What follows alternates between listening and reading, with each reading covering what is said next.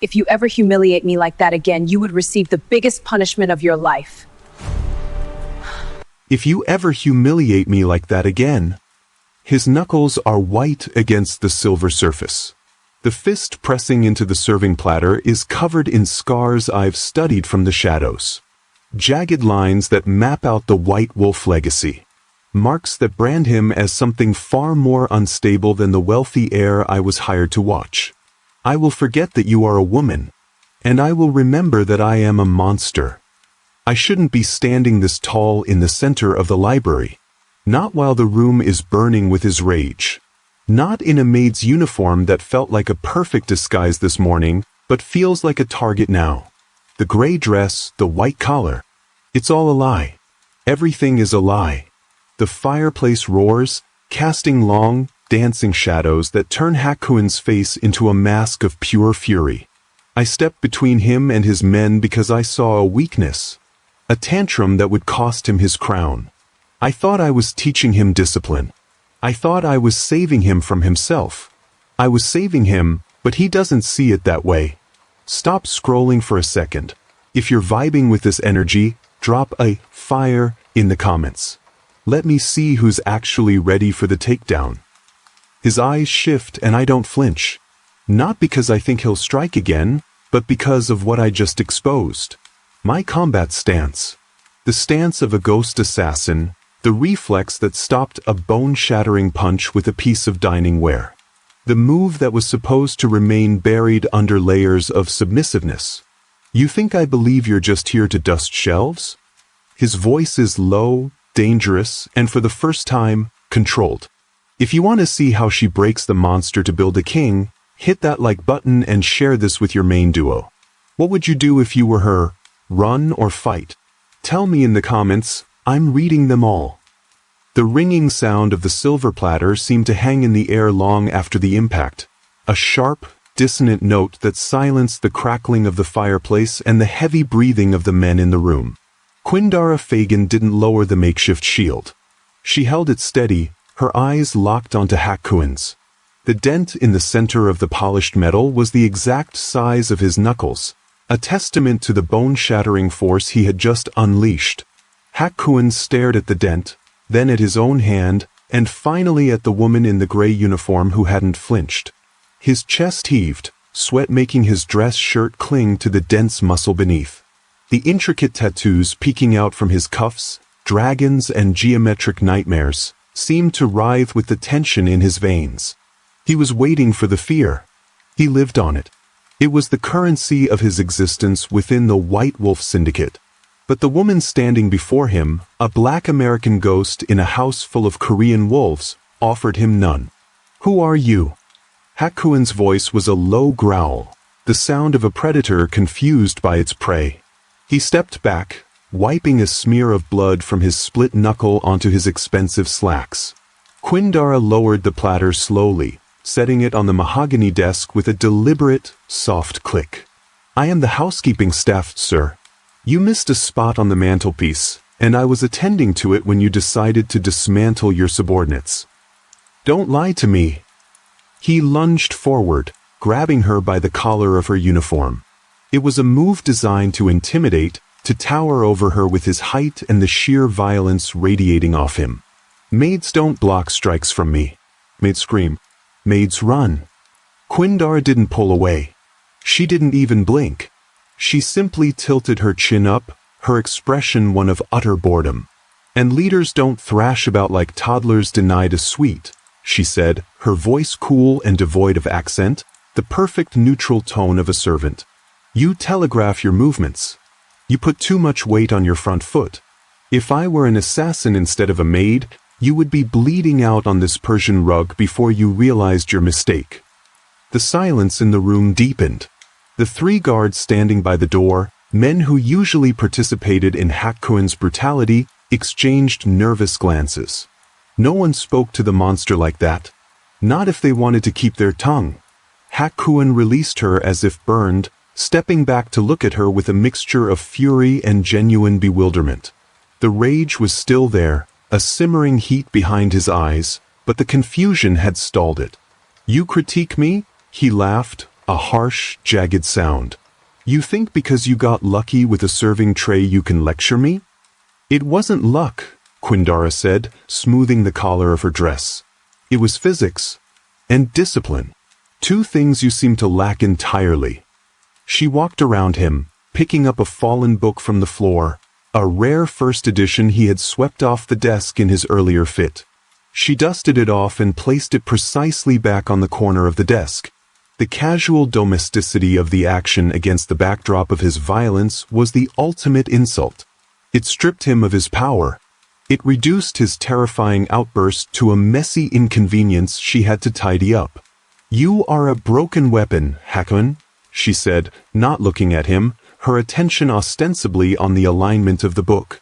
"Sharp, dangerous, certainly, but you have no handle. You cut the hand that wields you just as often as you cut your enemies. That makes you a liability, not a king." Something in his face shattered. The nickname, the Monster, was one he wore with pride because it terrified people.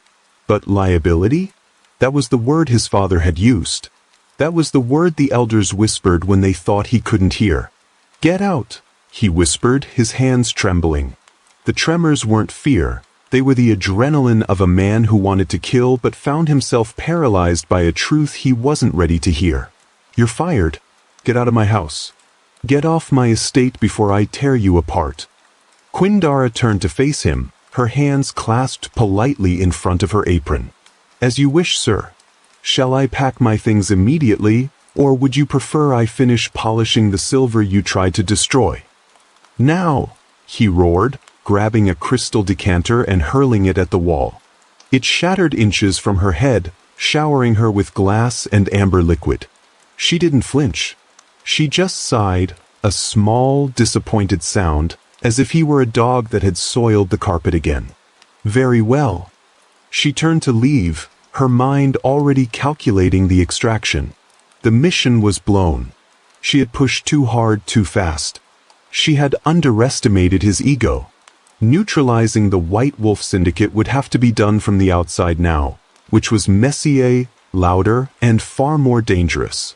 But as she reached the heavy double doors of the library, they swung open. Standing there, framed by the hallway lights, was Elder Choi. The old man leaned heavily on a cane topped with a jade wolf's head, his suit immaculate, his silver hair swept back in a severe style. Behind him stood two more of the syndicate's ruling council. They looked at the shattered glass, the overturned furniture, and the panting, bleeding Hak-Kun. Then, their cold, reptilian eyes landed on Quinda. "Going somewhere?" Elder Choi asked, his voice like dry leaves scraping over concrete.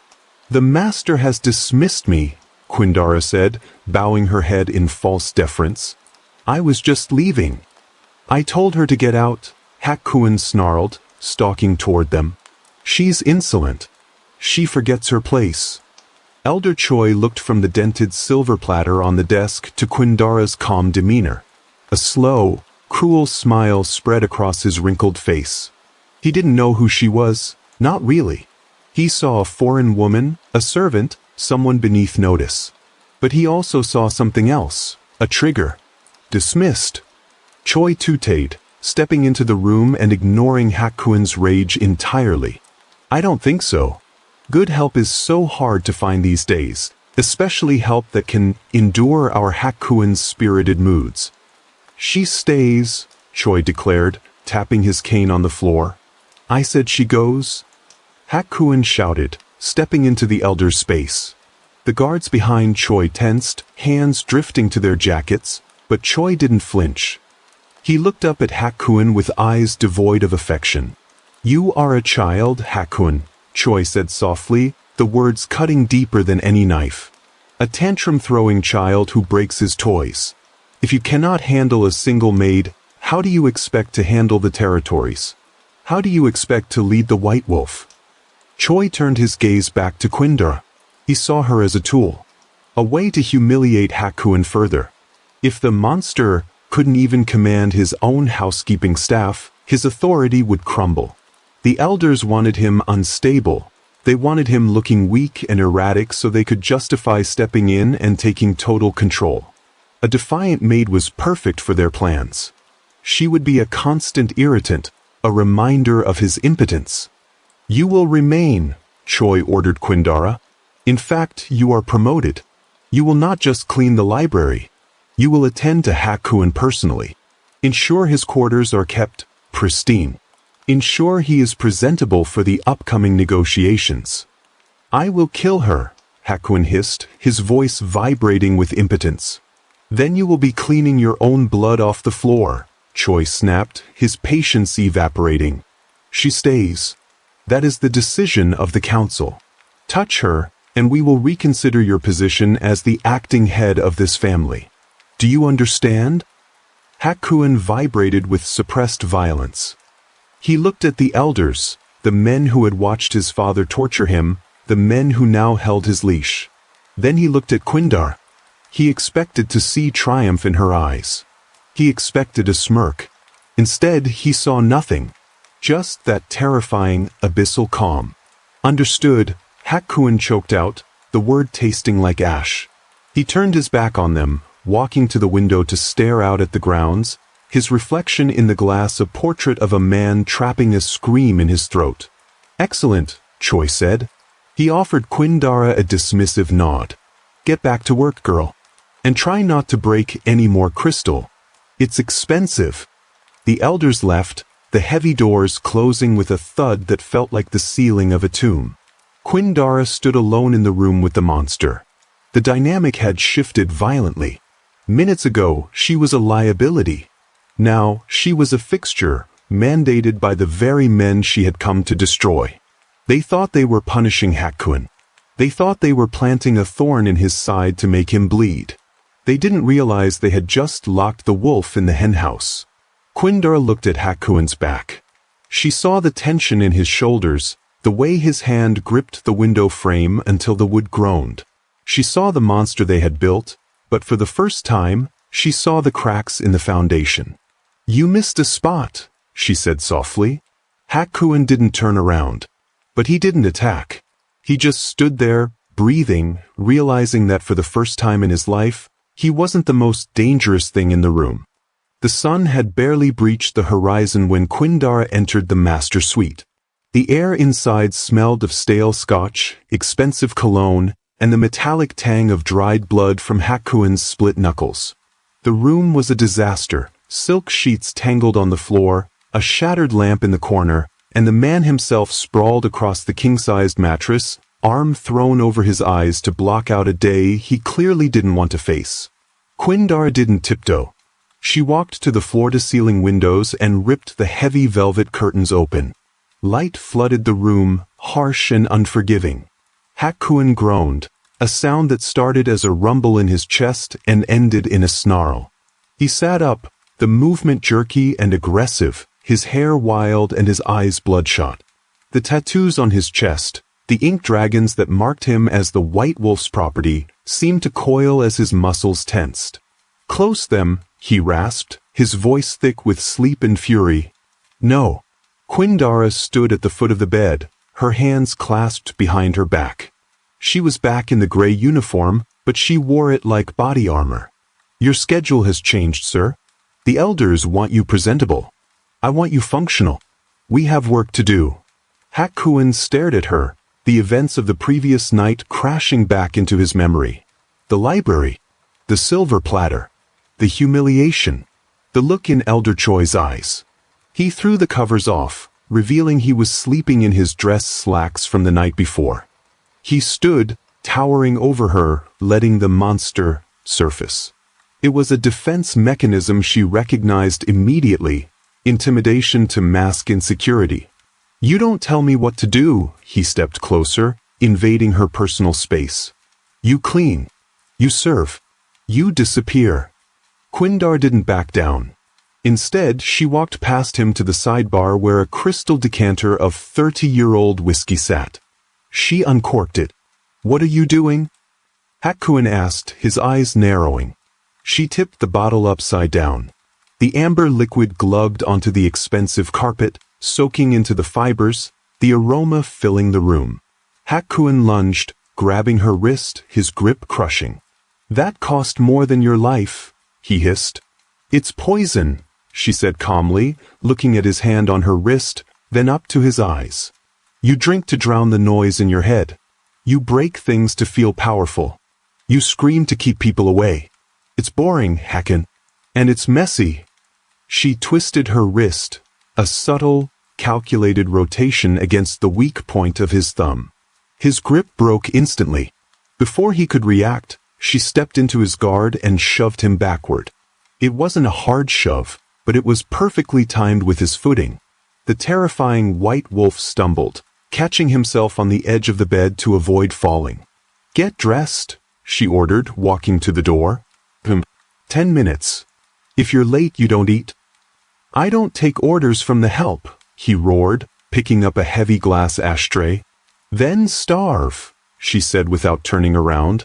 And if you throw that, you'll be sleeping in the garden with the dogs. The estate's private gym was a state-of-the-art facility that looked more like a torture chamber than a workout room. Heavy bags, free weights, and a sparring ring dominated the space. Quindara was waiting in the center of the ring. She had shed the apron, stripping down to the gray undershirt and loose trousers of her uniform. She had wrapped her hands in white tape.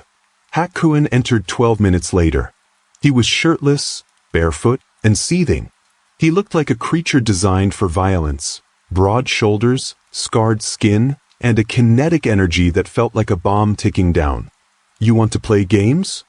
He climbed through the ropes, cracking his neck. Fine.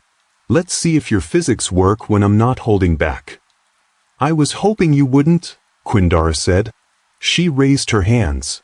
No traditional boxing guard, no Muay Thai stance. She held them low, open, inviting. Come get your breakfast. He attacked with the subtlety of a freight train. A right hook aimed at her jaw, powered by 220 pounds of rage. It was a kill shot. If it connected, it would snap her neck. It didn't connect. Quindara pivoted on her back foot, slipping the punch by a millimeter. As his momentum carried him past her, she slapped the back of his head, disrespectful, light, humiliating. He spun around, a feral growl tearing from his throat, and unleashed a flurry of strikes. Left, right, an elbow, She flowed around him like smoke. She parried his heavy blows with minimal effort, deflecting the force rather than absorbing it. Every time he overcommit, she punished him. A sweeping kick to his ankle that dropped him to one knee. A palm strike to his solar plexus that stole his breath. A jab to the nose that made his eyes water. Sloppy, she critiqued, circling him. You fight angry. Anger makes you stupid. It narrows your vision. Shut up. Hak-Kun scrambled to his feet, his face flushed. He charged, trying to tackle her, to use his weight to crush her against the canvas. Quindara sidestepped, grabbed his arm, and used his own velocity to flip him. The world tilted for Hak-Kun, and then the canvas slammed into his back, knocking the wind out of him. He lay there, gasping, staring up at the gym lights. Quindara stood over him, not even breathing hard. The elders made you a monster because monsters are easy to point at enemies, she said, her voice echoing in the large room. But monsters are easy to trap. They're predictable. A king controls the board. A king chooses when to strike. Hak-Kun rolled onto his side, coughing.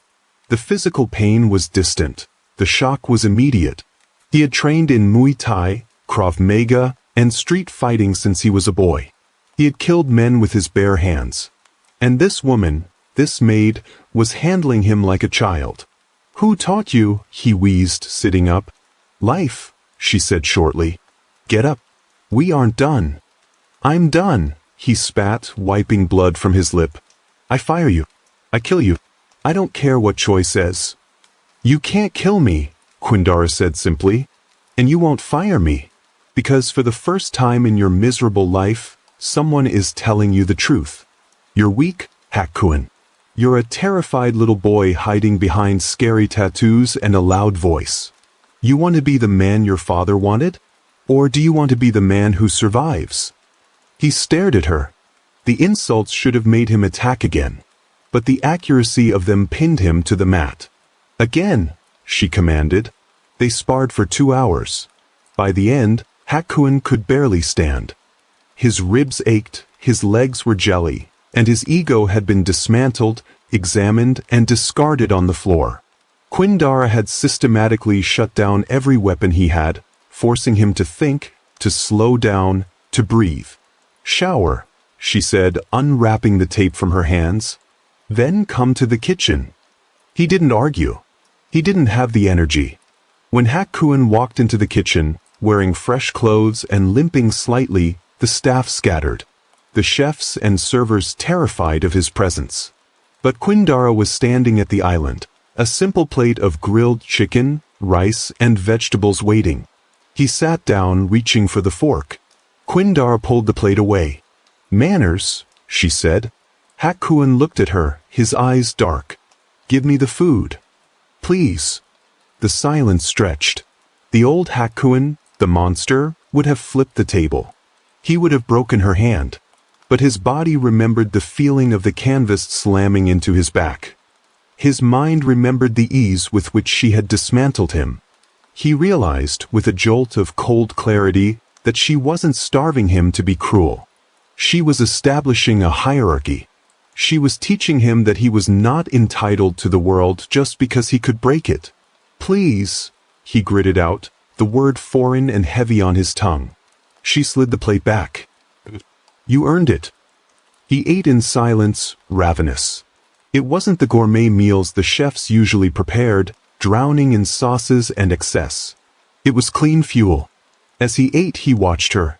She was cleaning the counter, her movements efficient and precise. "Why?" he asked, putting the fork down. "Why stay? Why bother?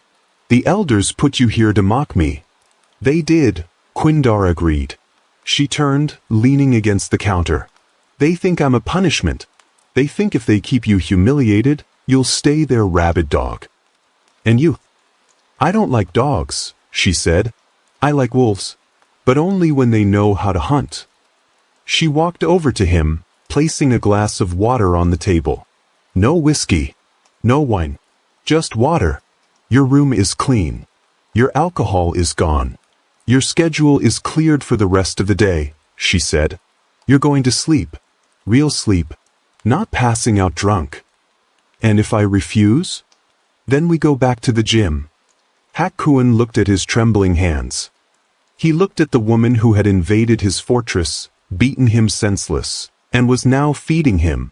He felt a strange sensation in his chest, not rage, not fear. It was something sharper. Respect. "I won't refuse," he murmured. Quindara nodded, satisfied. "Good. Tomorrow we start on your mind. You read like a brute, Hak-Kun. We're going to fix that too." She walked out of the kitchen, leaving him alone with the empty plate and the terrifying realization that for the first time in his life, he wasn't in control. And for some reason, that made him feel safer than he had in years. The monster was quiet, nursing its wounds. The man was listening. The silence in the library was different now. It was no longer the heavy, suffocating quiet of a tomb before a desecration, but the focused, vibrating silence of a classroom. Quindara sat across from Hak-Kun at a low table near the newly replaced window.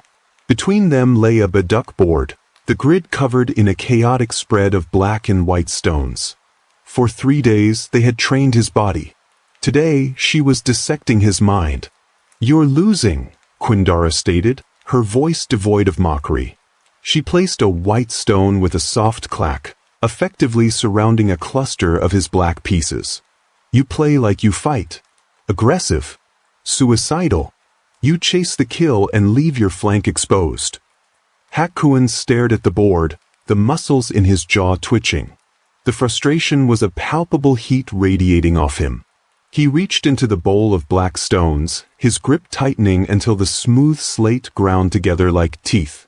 "I can take that territory," he muttered, pointing a trembling finger at the center. "And lose the war," she countered. "You're obsessed with the immediate victory. You want to crush the stone in front of you. Meanwhile, I have strangled your supply line and surrounded your king. Look at the board, Hak-Kun. Not at the enemy you want to hit." He didn't look. He swept his arm across the table. The board flew. Black and white stones scattered across the Persian rug like hail. The wooden table groaned as it tipped over. Hak-Kun stood, his chair clattering backward, his chest heaving with that familiar, dark rage. It was the monster again, clawing at the bars of his ribcage, demanding destruction because destruction was the only language it spoke fluently. "I am done with games," he roared, the sound echoing off the high, book-lined walls. "I am the white wolf. I do not sit and play with stones while my enemies circle." Quindara didn't move. She remained seated on her cushion, hands resting calmly on her knees, watching the stones settle on the floor. She waited until his shout had faded into heavy breathing. "Pick them up," she said. "What?" She stood slowly, unfolding her height until she was eye level with him. "Every single stone. And while you do it, tell me why losing a board game makes you want to burn the house down." "You don't understand," he spat, turning away to pace the length of the room. "You don't know this world. You think discipline solves everything? In this world, weakness gets you buried. Hesitation gets you carved up." "Is that what he told you?" Hak-Kun froze. His back was to her, but she saw the tension seize his spine. "Who?" "Your father." Quindara stepped over the scattered stones, approaching him carefully, like a bomb tech approaching a live wire. "I read your file, Hak-Kun. The official one, and the one the intelligence agencies keep buried deep. The previous Don. The man who built the empire you're terrified of losing." Hak-Kun turned slowly. His eyes were wide, glassy, the rage momentarily eclipsed by a haunting, ancient fear. "He didn't just build an empire," he whispered. "He built me." He walked to the fireplace, staring into the cold ash. "When I was 7, I found a stray dog on the grounds. A jagged, ugly thing. I fed it. I hid it in the gardening shed. I named it." He paused, his hand gripping the mantle. "My father found out. He didn't yell. He didn't hit me. He took me to the shed, handed me a knife, and told me that if I loved the dog, I had to kill it." Quindara felt a chill that had nothing to do with the room's temperature. She stayed silent, letting him bleed the poison out. "He said that attachment was a disease," Hak-Kun continued, his voice hollow. "He said that caring makes you slow. He said a leader must be able to sever any tie, destroy anything he loves, if it ensures the survival of the pack." I cried. I begged him. So he locked me in the shed with the dog for 3 days. No food, no water, just me, the dog, and the knife. He looked at Quindara, and the sheer devastation in his eyes was unbearable. By the 3rd day, the dog was starving. It snapped at me. It turned on me. And I realized my father was right. In the end, everything is a threat. So I used the knife. He held up his hands, looking at them as if they were covered in blood. He tortured the boy until only the monster was left. He beat the emotion out of me, bone by bone, until I couldn't feel anything but anger. Because anger is useful. Anger protects you. Anger is the only thing that doesn't hurt. Quindara looked at the broken man standing before her. She had come here to neutralize a threat, to destabilize a syndicate. She realized now that the threat had been neutralized years ago by his own father. Hak-Kun wasn't a king. He was a trauma response in a tailored suit. "He lied to you," Quindara said. Her voice was fierce, cutting through the gloom. Hak-Kun shook his head. "He made me strong." "No," she stepped closer, grabbing his chin and forcing him to look at her. "He made you brittle. There is a difference. Iron is strong. It bends, it endures. Glass is hard, but if you strike it, it shatters. You are shattering, Hak-Kun. Every time you scream, every time you break a lamp, every time you let the rage take the wheel, you are breaking." She let go of his face and stepped back, gesturing to the room. "He taught you that destruction is strength. That is the lesson of a coward. Any fool can burn a barn down. It takes a carpenter to build one. It takes a king to protect it. I don't know how to be anything else, he confessed, his voice cracking. The rage, it's the only thing that feels safe. When I'm angry, I'm not the boy in the shed. Then we changed the definition of safety, Quindara said firmly. She reached into her apron pocket, a habit she kept up despite the shift in their dynamic, and pulled out a combat knife. It was sleek, black, and razor-sharp. She placed it on the mantelpiece between them. "Pick it up," she ordered. Hak-Kun hesitated, then gripped the handle. It fit his hand too well. "Your father taught you that the weapon is for killing what you love to survive," she said. "I'm going to teach you what a weapon is actually for." She stepped forward until the tip of the knife was pressing against the fabric of her uniform, right over her heart. "Stop," Hak-Kun gasped, trying to pull the knife back, but she grabbed his wrist, holding it in place.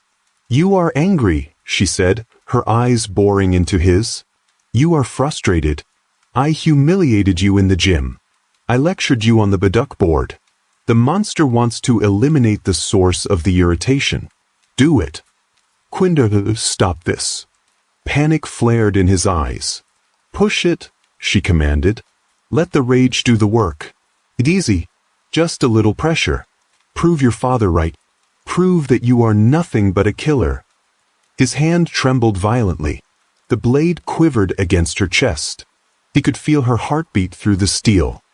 He looked at her, this woman who had beaten him, fed him, and seen the darkest parts of his soul without looking away. "I can't," he choked out. "Why?" "Because..." He struggled for the words. "Because you're not a threat. Because you're helping me." "No," she whispered. "Because you are a man. And a man chooses. A beast reacts, but a man chooses." She released his wrist. "True strength isn't about what you can destroy, Hak-Kun. It's about what you can spare. It is the restraint that makes you dangerous. If you can hold back the tide of your own anger, there is no enemy in soul that can stand against you." Hak-Kun dropped the knife. It clattered onto the hearth, the sound sharp and final. He fell to his knees, his head bowing, his shoulders shaking. He didn't weep. The tears had been dried up in a shed 20 years ago, but he exhaled a breath that sounded like it had been held for a lifetime. Quindara knelt beside him.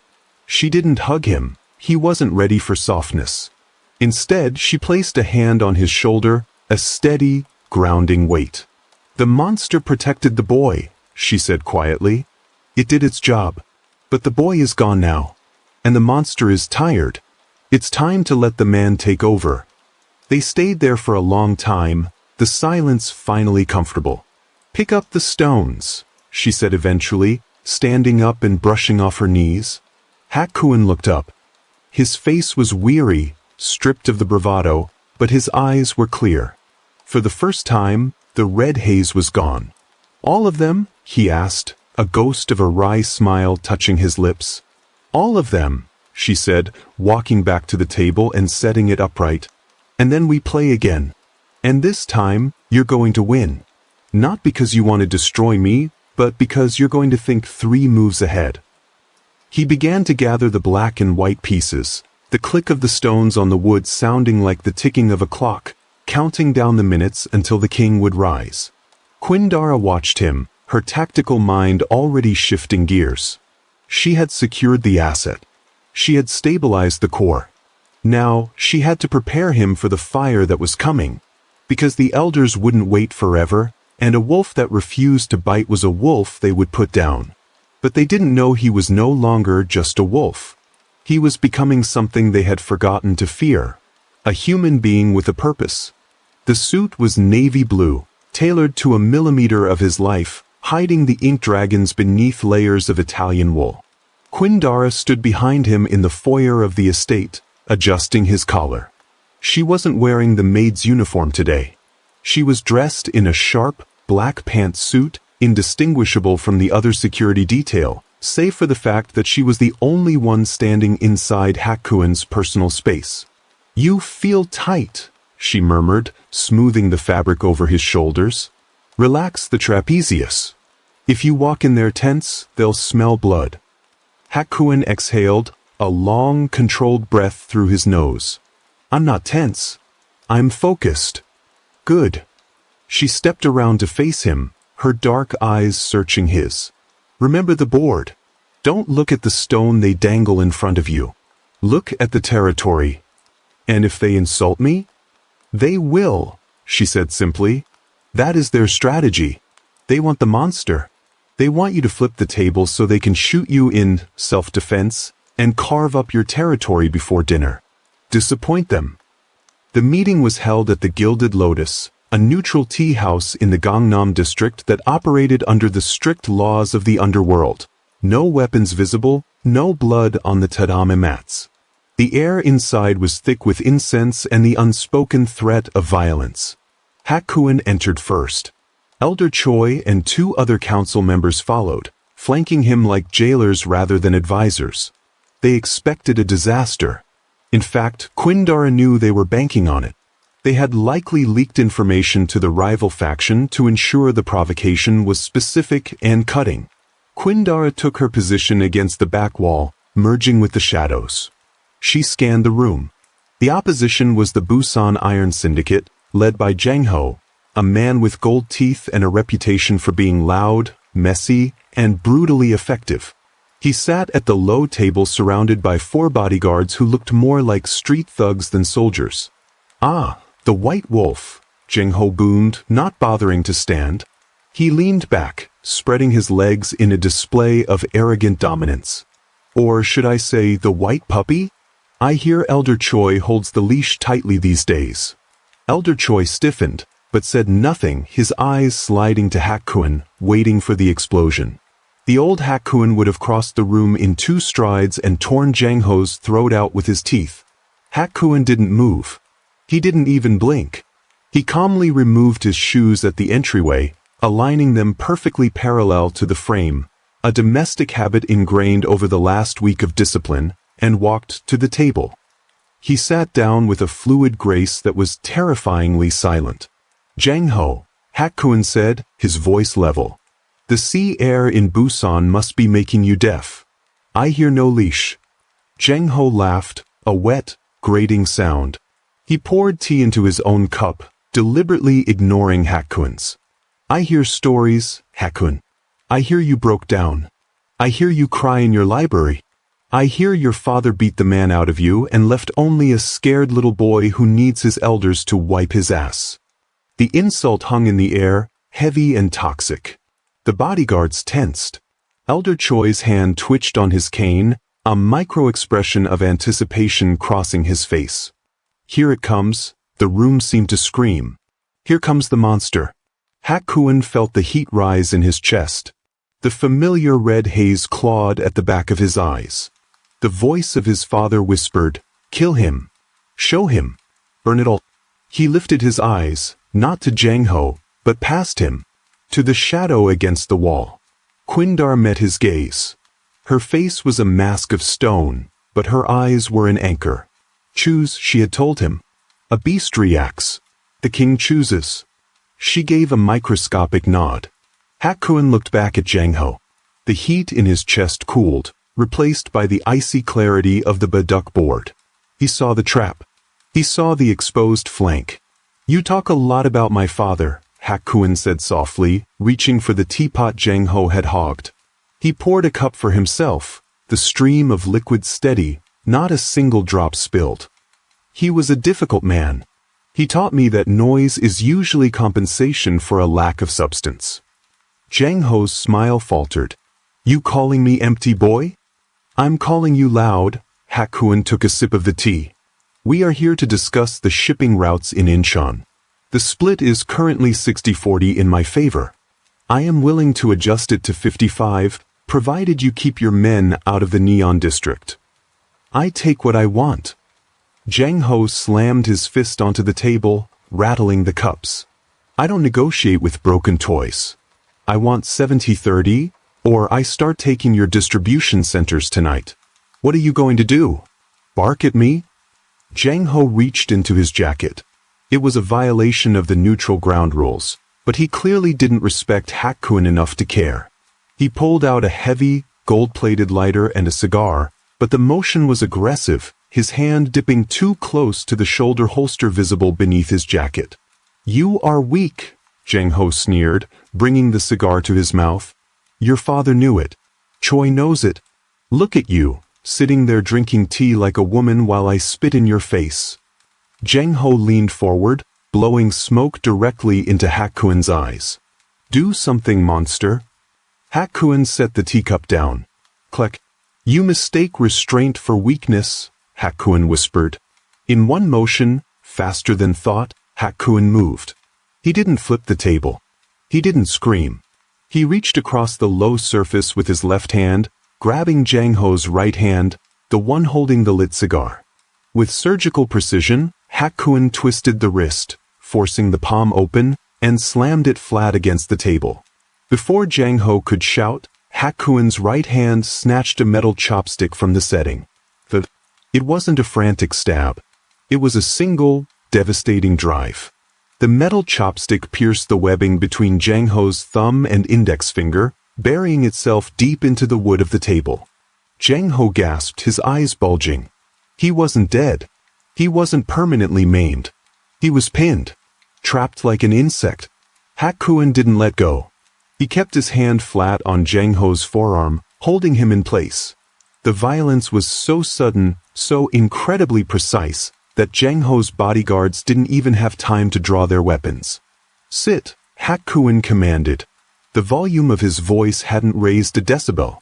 Jang Ho froze, the pain radiating up his arm, the burning end of his cigar smoldering on the table inches from his cheek. "My father taught me to kill dogs," Hak-Kun said conversationally, leaning in close. "But my teacher, she taught me that a mess is inefficient. If I wanted you dead, Jang Ho, that chopstick would be in your eye. Do you understand?" Jang Ho nodded, a frantic, jerky motion, sweat instantly beading on his forehead. The terror in his eyes wasn't the fear of a wild animal. It was the fear of a man realizing he was sitting across from a surgeon holding a scalpel. 55-45, Hak-Kun said. "And you stay out of the Neon District. Do we have an accord?"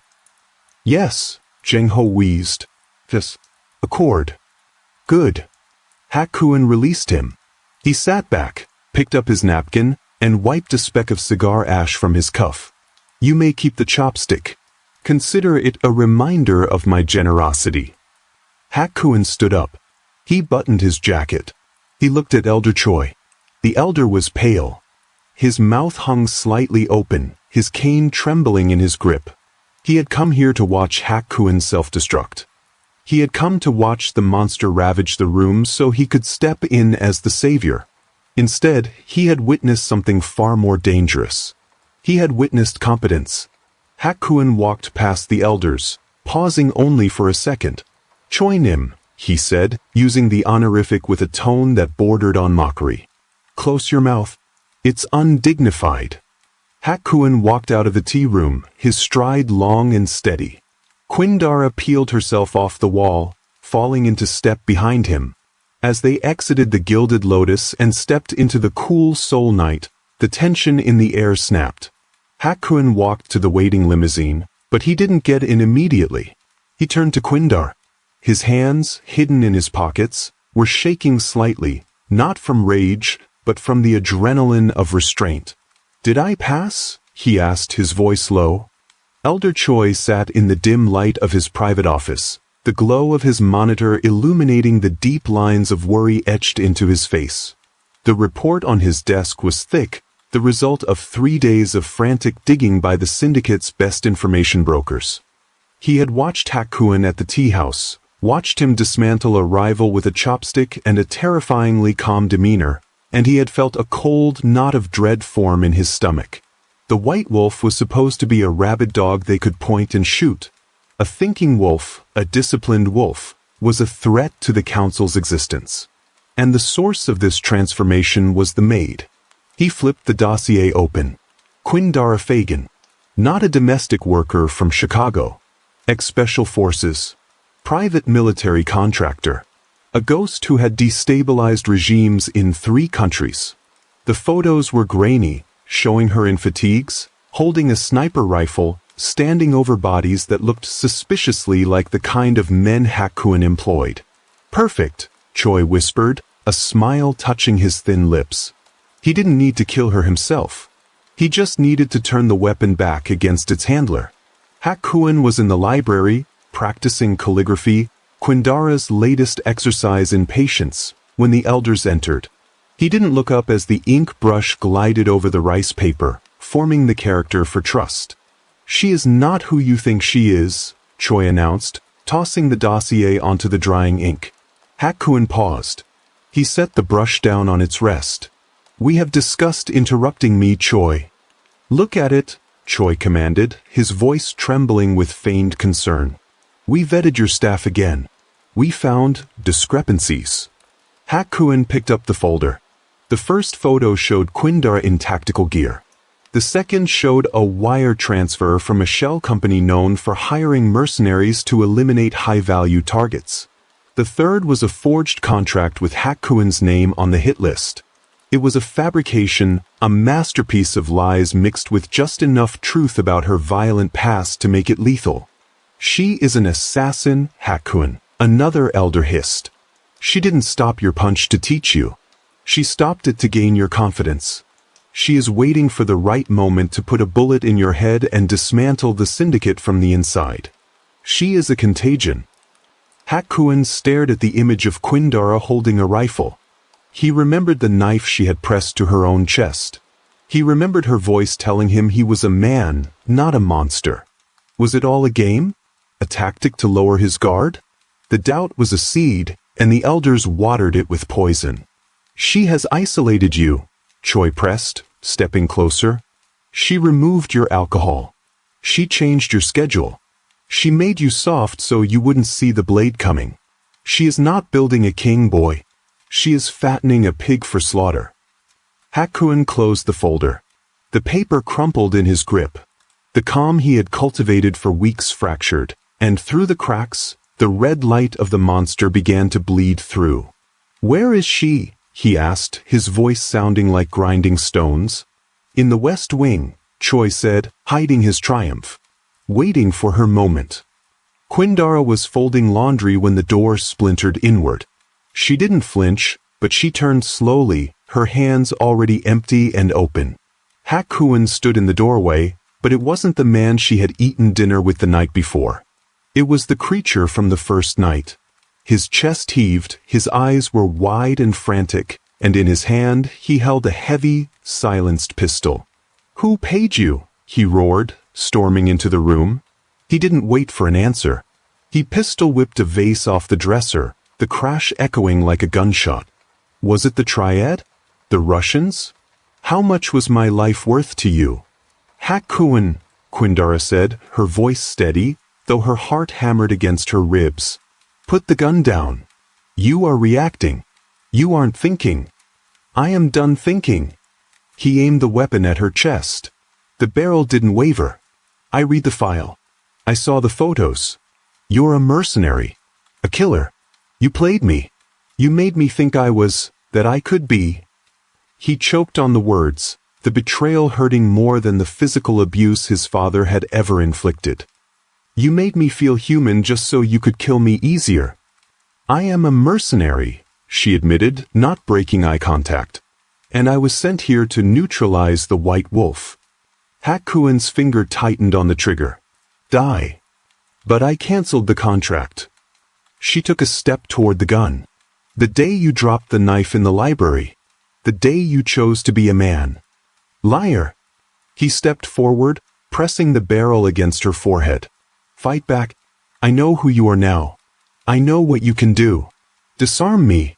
Break my wrist. Fight me, Viper." Quindara looked up at him.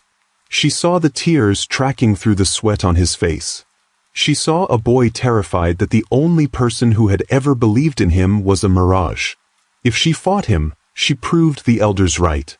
If she disarmed him, she was the assassin they claimed she was.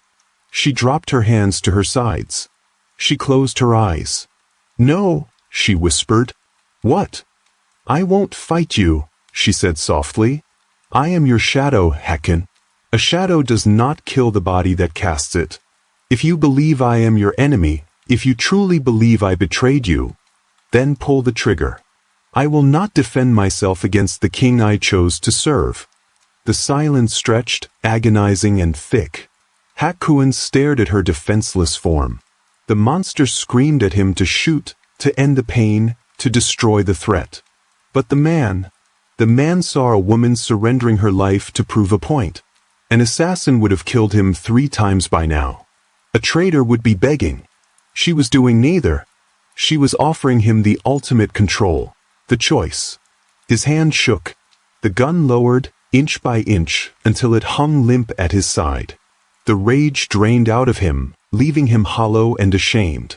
They lied, he whispered, the realization crashing down on him.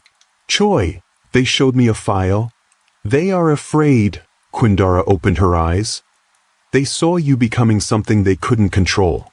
So they tried to break you. Hak-Kun dropped the gun. He looked at her, his face crumbling. I almost.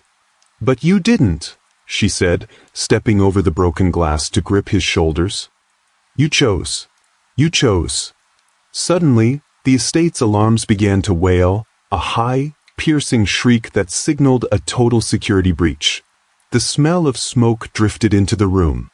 The contingency, Quindara realized, her tactical mind snapping back into place. If they couldn't provoke you into killing me, they planned to burn us both. The hallway was already filling with thick, acrid smoke. The elders hadn't just set a fire, they had triggered the estate's incineration protocol, a scorched earth measure meant to destroy evidence of illicit operations. They intended for Hak-Kun and Quindara to be the evidence. Move, Quindara commanded, grabbing Hak-Kun's arm. They ran low, ducking beneath the gray haze. Gunfire erupted from the stairwell. Bullets chewed up the drywall inches from Hak-Kun's head. Mercenaries, Quindara noted, pulling him behind a marble pillar. Standard tactical gear. Not house security. These are cleaners. Choi, Hak-Kun spat the name like a curse. He's burning the house down with us inside. He thinks the monster will die in the cage. Quindara checked the magazine of the pistol Hak-Kun had dropped and she had retrieved.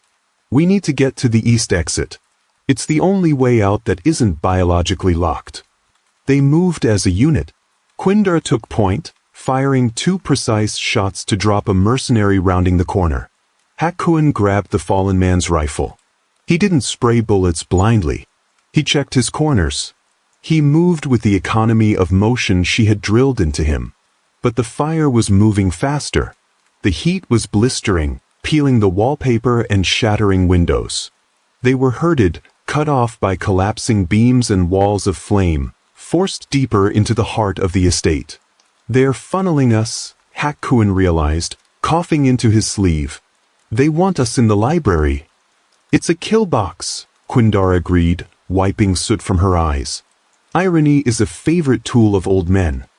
They burst through the double doors of the library, the same room where she had first humiliated him, the same room where she had taught him to play Baduk. It was an inferno. The shelves of books were walls of fire. The curtains were torches. And waiting for them, standing amidst the flames in fire-retardant gear, were 12 heavily armed men. The heat was unbearable. The roar of the fire drowned out the crackle of the mercenaries' radios. Hak-Kun and Quindara stood in the center of the room, near the heavy mahogany desk that was beginning to smolder. They were surrounded. One of the mercenaries stepped forward, his voice amplified by a mask. Elder Choi sends his regards. He said it's a shame to burn such a nice suit.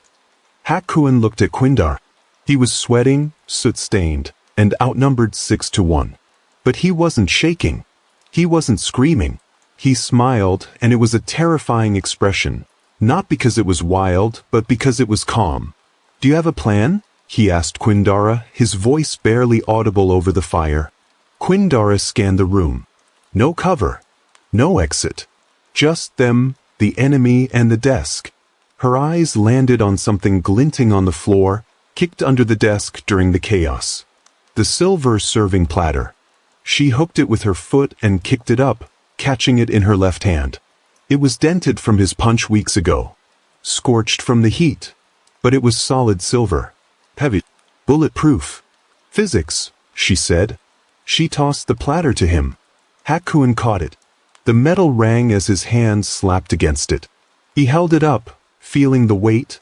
The memory of his own weakness turned into a shield. Show them, Quindara commanded. The mercenaries opened fire. Hak-Kun didn't cower. He moved. He lunged forward, using the silver platter as a buckler, angling it to deflect the incoming rounds. The bullets sparked off the silver surface, ricocheting wildly. He closed the distance to the lead mercenary in 2 strides, slamming the edge of the platter into the man's throat. Quindara was a blur of motion behind him. She used Hak-Kun's cover to slide across the floor, firing beneath the smoke line. 2 mercenaries dropped, kneecaps shattered. They fought back to back, a rotating cylinder of violence. Hak-Kun was the shield, the brute force channeled into a battering ram. He parried bayonets with the platter, shattered visors with the rim, and used the heavy desk to crush a flanker. Quindara was the sword, popping out from behind his defense to deliver lethal, single shots. Reloading, she shouted. Hak-Kun spun, covering her vector, taking a round to the shoulder but barely grunting. He caught a mercenary's gun barrel with his bare hand, ignoring the searing heat, and headbutt the man with a crack that sounded like thunder. The library burned around them, the ceiling groaning, the chandeliers swaying. It was a hellscape, but they were the demons running it. Clear! Hak-Kun shouted, using the platter to decapitate a burning beam that fell toward them, knocking it aside like a baseball bat. The last mercenary fell. The room was silent except for the roar of the fire. Hak-Kun stood amidst the bodies, his chest heaving, the silver platter hanging from his hand, dripping with blood and soot. He looked at Quindara. The window, he pointed. The fire weakened the glass. He grabbed the heavy oak chair from behind the desk and hurled it. The floor-to-ceiling window shattered. Fresh, cool night air rushed in, feeding the fire but offering an escape. Ladies first, Hak-Kun said, offering a hand to help her over the sill. Quindara took it. After you, your majesty. The dawn broke over the smoldering ruins of the White Wolf estate. Fire crews were dousing the last of the flames, but the main house was a skeleton of blackened timber and stone. On the lawn, a temporary command tent had been set up. Elder Choi sat in a folding chair, sipping tea, waiting for the coroner to confirm the bodies. He was already drafting his speech about the tragic accident that had claimed the unstable leader. He didn't hear the guards die. It was too quiet. He only looked up when a shadow fell across his table. Hak-Kun stood there.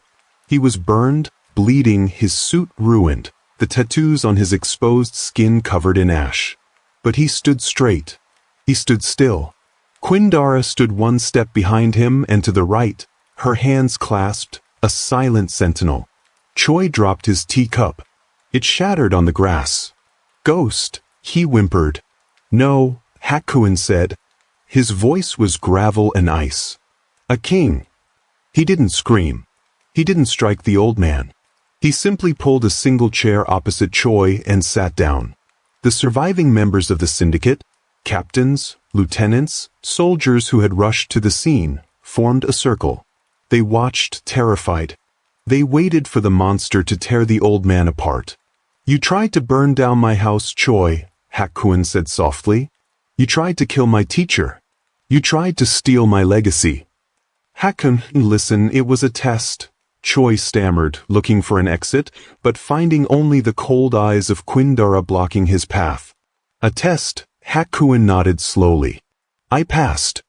He reached into his pocket and pulled out the silver serving platter. He had carried it out of the fire. He placed it gently on the table between them. The dent from his fist was still there, right next to the fresh gouges from the bullets. My father taught me to use a knife on the things I loved, Hak-Kun said.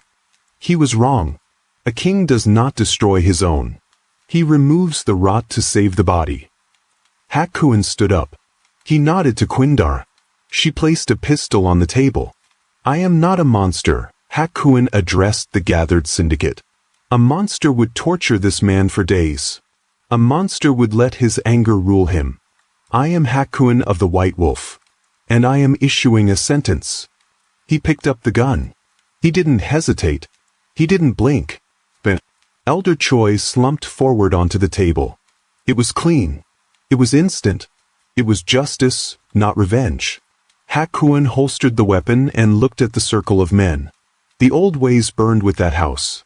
From today we build. Anyone who wishes to remain a beast can leave now. Anyone who wants to serve a king stays. No one moved. Then one by one they bowed. Deep, respectful bows. Not out of fear of a madman, but out of reverence for a leader. Hak-Kun turned to Quinda. The sun was rising behind her, framing her in gold. He extended his hand. She didn't bow. She took it. You missed a spot, she whispered, gesturing to a smudge of soot on his cheek. Hak-Kun smiled. A real smile, one that reached his eyes. I have you to help me clean it. He was no longer a monster. He was the king. And she was the architect of his crown. Quindara looked at him. She saw the man who had wanted to burn the world down a week ago. She saw the control he had just exerted, a force of will that was stronger than any punch he had ever thrown. You didn't just pass, Quindara said, opening the car door for him. You changed the game. But watch your back, Hak-Kun. Why? Because the elders weren't scared of the monster, she said, glancing back at the tea house entrance where Choi stood frozen in the doorway. They knew how to cage the monster. But a king? A king they have to kill. Hak-Kun slid into the car, a dark, satisfied smile touching his lips. Then let them try.